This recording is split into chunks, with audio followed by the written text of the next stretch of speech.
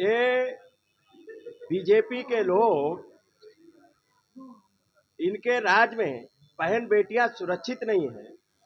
आपने देखा होगा कि बहन बेटियों के साथ में कितनी बेटियां योगी आदित्यनाथ से गुहार लगा के आई, उत्तर प्रदेश के मुख्यमंत्री आवास पे गुहार लगा के आई, उसके बाद में भी उन पर कार्रवाई नहीं हुई। या तो आत्महत्या करनी पड़ी या तो उनको जला दिया गया।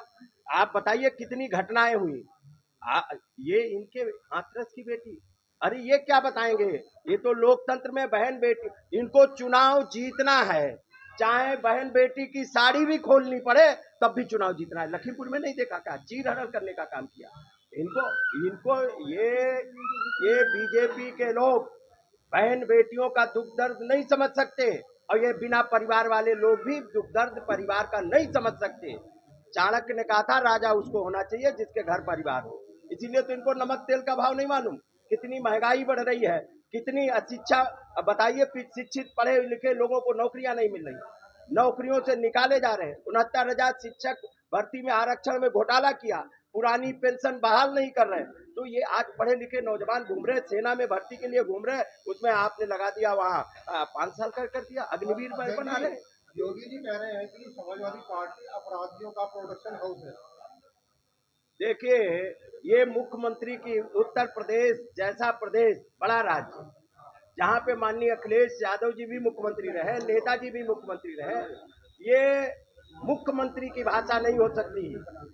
ये तो सड़क छाप लोग बोलते हैं, ये मुख्यमंत्री की भाषा नहीं हो सकती, संविधान की शपथ लेने वालों की भाषा नहीं हो सकती। अब वो अपने मुकदमे देख ले पहले, कभी अपने अपने मुकदमों को भी देख लिया करें। अपने बीजेपी में सबसे ज्यादा अपराधी, कहीं गुंडे बदमाश अपराधी बलात्कारी दुराचारी हैं तो वो बीजेपी में है। आप देखिए ना, बीजेपी में है। सूची एडीआर की रिपोर्ट निकाल लीजिए, सबसे ज्यादा अपराधी महिलाओं पे दुराचार करने वाले कहीं हैं तो बीजेपी में रिकॉर्डेड है। ये तो वैसी बात हो गई जैसे 46 में 56 एसडीएम बता रहे हैं, वो भी संत के कपड़े पहन के संविधान की शपथ लेके सदन में झूठ बोल सकते हैं। इनसा बड़ा महा झूठा कोई नहीं हो सकता। अब भगवान श्री राम भी जान चुके हैं, इनसे बड़ा ना पापी कोई है, ना भ्रष्टाचारी कोई है, ना दुराचारी कोई है। इसीलिए अयोध्या में अवधेश को जिताने का काम जनता ने किया है और बीजेपी को मुंह की खानी पड़ी। राजीव राणा जी को 2013 का दंगे में लिप्त बताया है। योगी के पास बताने के लिए कुछ नहीं है। 7 साल की गवर्नमेंट हो गई, कितनी बहन बेटियां नहीं सुरक्षित है। किसान आत्महत्या कर रहा है, किसान के रेट बढ़ाए नहीं, पढ़े लिखे नौजवानों की परीक्षाएं करा नहीं पाए, पेपर लीक हो गए। नहीं चर्चा करेंगे, पेपर लीक हो गए। जो सरकार परीक्षा न करा पाए, जो सरकार महंगाई कंट्रोल न कर पाए, जो सरकारी संस्थानों को बचा न पाए सरकार, वो क्या बात करेगी। वो केवल अब दंगे कराने वाले कौन लोग हैं उनकी सूची देख लो।